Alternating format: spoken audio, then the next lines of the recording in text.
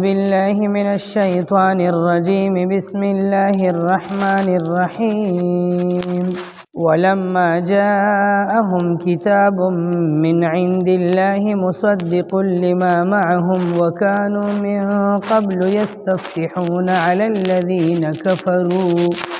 فلما جاءهم ما عرفوا كفروا به فلعنة الله على الكافرين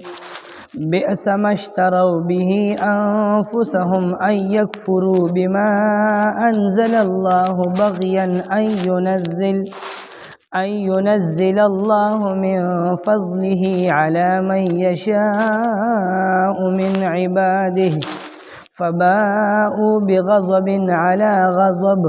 وللكافرين عذاب مهين صدق الله العظيم سورة البقرہ رکوع نمبر 11 آیت نمبر 89-90 ولما جاءهم او هر کله چراغی دیوتا کتاب یو داسی کتاب من عند الله دا الله دا طرفنا مصدق چې دغه کتاب تصدیق کون کیو لما دا هغه کتاب معهم چې د دوی سره دی یا د دوی سره شاته آیاتونو کې د یهودو ذکر وشو په دې ورپسې دو آیاتونو کې د یهودو د یو بل بد عادت او د بد خبرې ذکر کیږي دوی سره چې کوم کتاب او هغه ته تورات ویل کیږي سبا په دغه تورات کې د قران پاک ذکر او د پیغمبر علیه الصلاۃ والسلام بشارت هم ذکر شوی دی چې اخیره زمانه کې یو پیغمبر راځي او هغه ته یو کتاب نازلیږي او په دغه تورات کې د دوی نه دا وعده اخیستې شوی که تاسو موجود وي او دغه اخیری پیغمبر او د اخیری کتاب راغی نو تاسو به وګورئ چې آیا دغه اخیری پیغمبر او دغه اخیری کتاب ستاسو د دې پیغمبر د موسی علیه السلام او ستاسو د دې کتاب د تورات تصدیق کوي که نه کوي یعنی ستاسو د پیغمبر او کتاب ته ریښتونی پیغمبر او ریښتونی کتاب وای او که نه وای نو که دغه پیغمبر او د ده سره به چې کوم کتاب نازلیږي قرآن که په دې کې د دغه پیغمبر په ژبه باندې ستاسو د کتاب او ستاسو د پیغمبر تصدیق او ریښتونوالی ذکر شوی وو نو بیا پیشه چې دا پیغمبر هم حق پیغمبر دی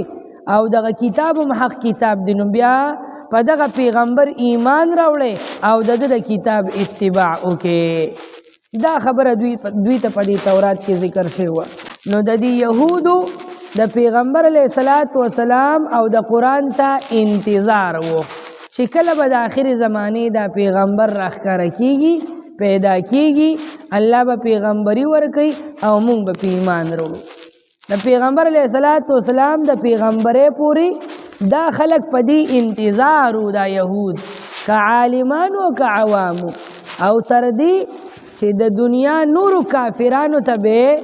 ترغیب ورکو دعوت ته ورکو چې اخیره زمانه کې یو پیغمبر را روان دی او چې څنګه هغه راښکاره شي او د نبوت اعلان وکړي نو موږ ټول به په ایمان راوړو وکانو من قبل یستفتحون او حال دا و چې دوی مخکې د دینه یستفتحون بیانولو به دغه خبرې به بیانولې علی الذین کفروا هغه خلکو باندې چې کافران دي د یهودو به د یهودیت نه علاوه چې به نور کم کافرانو مشرکان وغیره نو هغوی ته به د تورات دا بیان کولو یستفتحون علی الذین کفروا یو معنا او مطلب دا دی چې دوی به د پیغمبر علیه الصلاۃ والسلام هغه صفتونه خلکو ته بیانول د دنیا نورو کافرانو ته نورو خلکو ته به دا بیان کولو چې د آخر زمانه پیغمبر او په هغه باندې بیا کتاب نازلیږي به پیغمبر به راځي او په هغه به کتاب نازلیږي او یو معنی دا ده وکانو من قبل یستفتحون علی الذین کفروا د یهودیانو خو به ځان ته اهل کتاب وي که نه چې مونږ کتابیان یو مسلمانان یو نو د دنیا نور کافران به یهودیت طرف ته راغوستل لکه دا مسلمان د دنیا په ګوټ ګوټ کې ګرځي او خلک اسلام طرف ته رابدي چې راشه اسلام حق دین دی او دا ومنې نو يهوديانو ته د خپل دین حق کاریدو واقعي دا په هغه وخت کې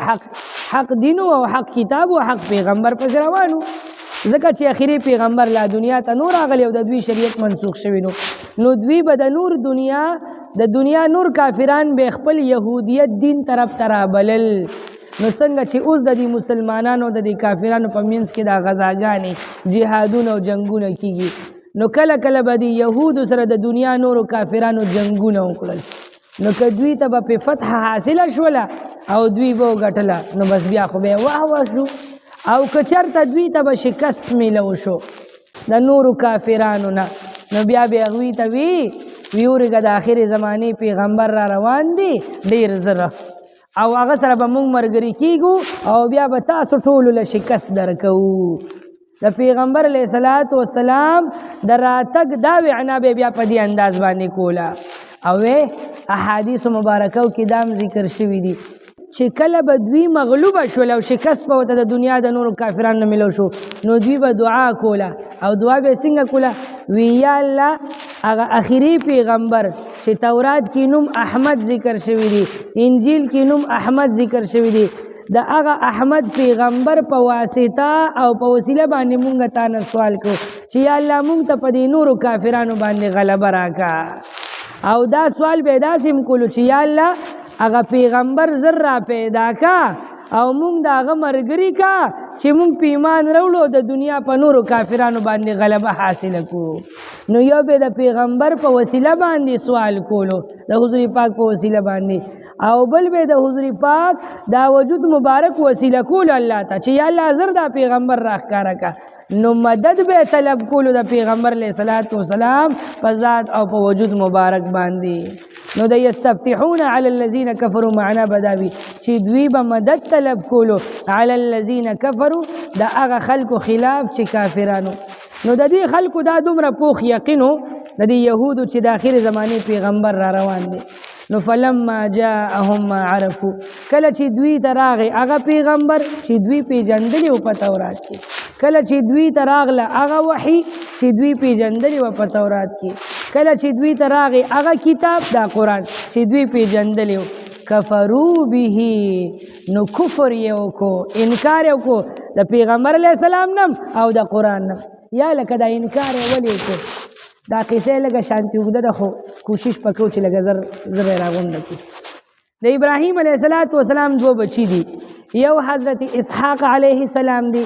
یو حضرت اسماعیل علیه السلام دی د اسحاق علیه السلام یو بچی دی حضرت یعقوب علیه السلام پیغمبر دی د یعقوب علیه السلام 12 زامنو پاغه کې یو حضرت یوسف علیه السلام یو حضرت بنیامین علیه السلام دی دوانو ته الله پیغمبري ورکړه او دی باقی لسو ته پیغمبري نه ورکړي د یعقوب علیه السلام د دې 12 بچو نه 12 قبیلې جوړې شوې دي او دا په دنیا کې خوري شوي دي او دې 12 قبیلو ته ویل کېږي بني اسرائیل او دا موسی علیه السلام عیسی علیه السلام سلیمان علیه السلام داود علیه السلام او نور ډیر شي پیغمبران دا ټول په دې بني اسرائیلو کې راغلي دي په زرګونو پیغمبران په دوی کې راغلي دي د یعقوب علیه السلام په دې اولاد کې د ابراهیم علیه السلام د اسحاق بچی نه چې کوم نسب خور شوی دی په دې کې دا په زرګونو پیغمبران راغلي دي نو د دې يهوديانو دا خیالو چې دا پیغمبري د پخوانه بس په مونږ کې را روانه ده او زبرګان بس مونږ یو او مونږ د الله خو خلق یو نو دوی په دې انتظارو چې د آخر زمانه دا پیغمبر به هم په بني اسرائیلو کې او زمونږ په دې خاندان کې په قبیله کې پیدا کیږي په دې انتظار باندې نو ځکه به خلکو ته په شوق باندې دا خبرې مکولي اوس الله جل شانه د الله جل شانه قدرت ته ګوره او د الله تعالی فیصلو ته ګوره د ابراهیم علیه السلام د بل بچی دی حضرت اسماعیل علیه السلام د دوی په دې نسب کې او په اولاد کې په شریعت نسب کې یو پیغمبر هم نه دی راغلی الله تعالی فیصله داسې وکړله چې دا نبوت یې د بني اسرائیل نه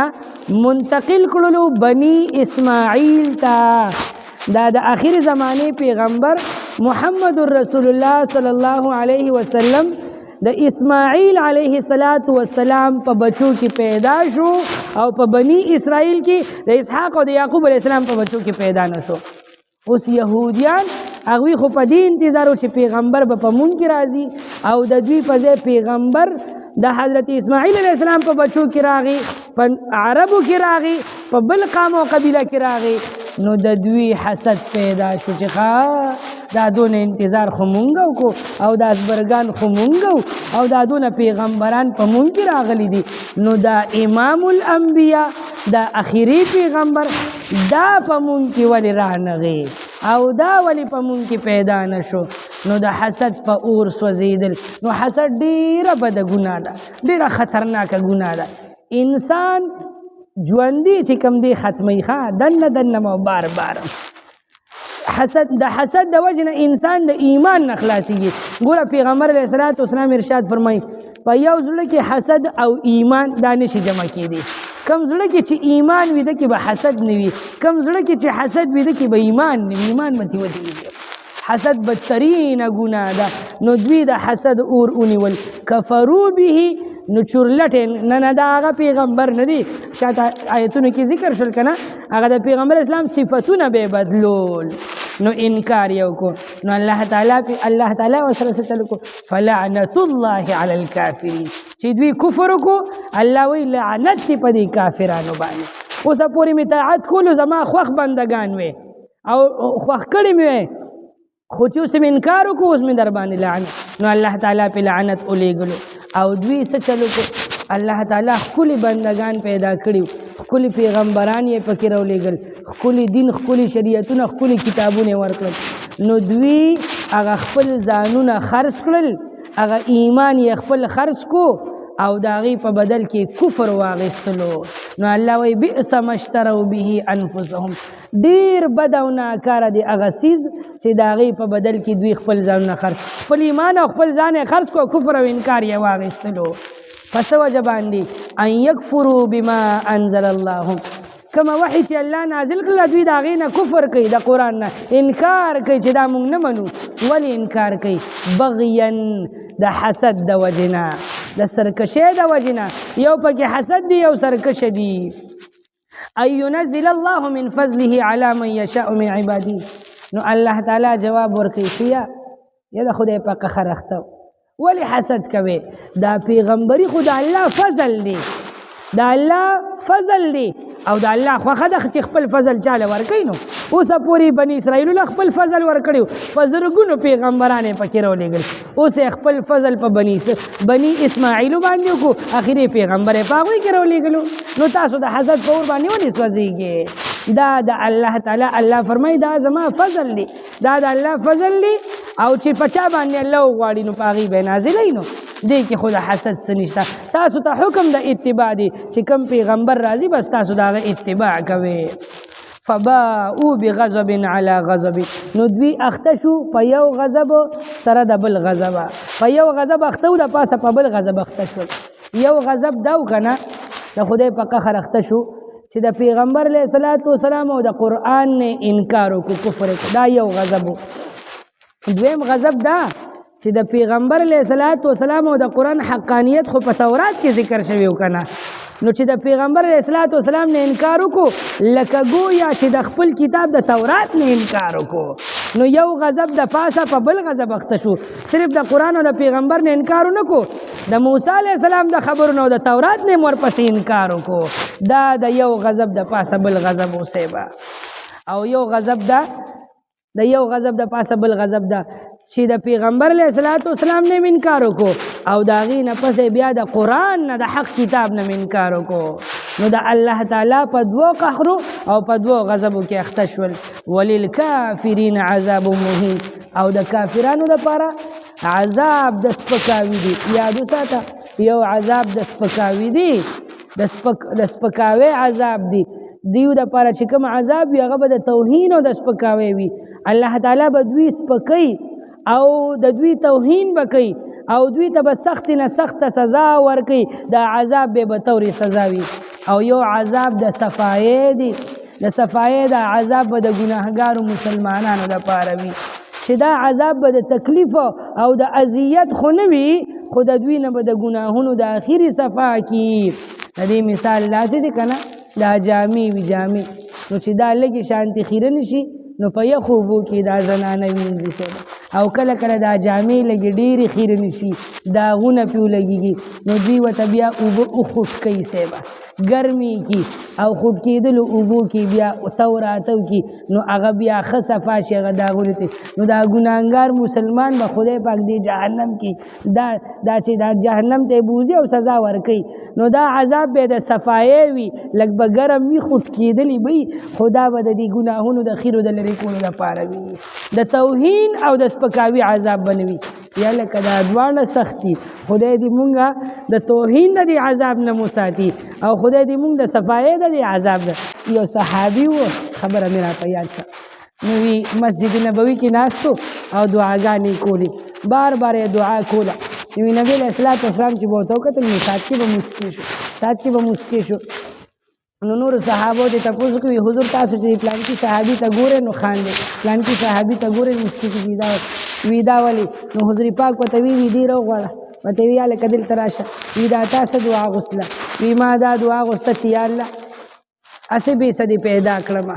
او انسان دی پیدا کړم ما د تنو ویل چې یا الله انسان می پیدا کړ زناور دی پیدا نکړم اسې به سدي انسان پیدا کړم دا دې را باندې یو کرم وکړو او یا الله اسې به سدي د محمد مصطفی په امتی جوړ کوم او داغه په امت کې ما د تنو ویل چې یا الله د حضور پاک په امت کې می پیدا کړ نو د سوال کوم یا الله اسې به سمې وبخه نو زمونږ دا پښتانه مشران وایي یا الله اسې به سمو نو موږ هم دغسې وایو چې خدایه موږ خو ډېر ګناهګار یو او په خپلو عملونو بچ کېدل خو یا الله بس اسې به سمو بخه نه د خدای پاک موږ له د توهین عذاب راکوي الله دې متې حفاظت وکړي او نه دې د صفایې د عذاب راکوي دا دواړه ډېر ګران دي صاحبه او خلق الانسان ضعیفه موږ ډېر ضعیفه یو کمزور یو صاحبه ګورې یو تم د یخنۍ او ګرمۍ ته د ټینګ نه یو نو د جهنم عذاب ته بس او الله تعالی دې زموږ حفاظت وکړي هغې ته بس ټینګ شو صاحبه ولما جاءهم او هر کله چې راغی دوی ته کتاب هغه کتاب من عند الله چې د الله تعالی د طرف نه د الله تعالی د طرف نه دی مصدق چې تصدیق کوونکی دی دا قرآن یادی لما د هغه کتاب معهم چې د دوی سره دی تورات یادی دوی سره تورات دی وکانو من قبل او دوی مخکې د دینه یستفتحون چې بیانولو به دغه دا کتاب او دغه صفتونه او دا خبرې علی الذین کفروا هغه خلکو ته چې کافران دي